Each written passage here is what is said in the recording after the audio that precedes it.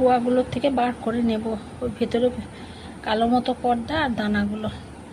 কোয়াগুলো ভালো করে চটকে নিচ্ছি, নিয়ে এবার মিক্সিতে এটা ভালো করে রস বার করে নেব।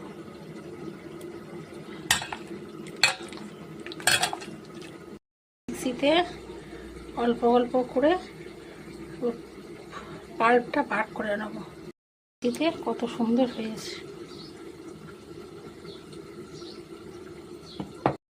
তেল মাখিয়ে রেখেছি আর কাঁঠালের পাল্পটা দিয়ে দিলাম।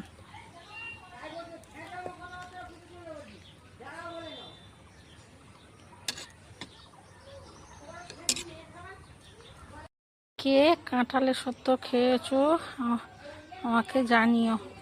দিলাম, উল্টো পিঠটা একটু ভালো করে শুকিয়ে নেব।